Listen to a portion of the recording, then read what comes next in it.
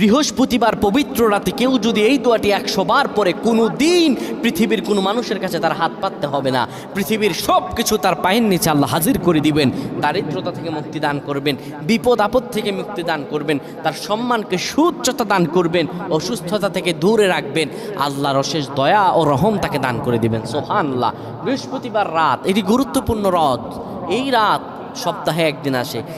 আরবিতে রাত আগে আসে, দিন পরে আসে। সুতরাং বৃহস্পতিবারের যে দিন গিয়ে রাত, এটি বৃহস্পতিবার রাত নয়, এটি শুক্রবারের রাত, এটি জুমাবারের রাত, এটি দোয়া কবুলের রাত, আল্লাহর কাছাকাছি হওয়ার রাত। সুবহানাল্লাহ।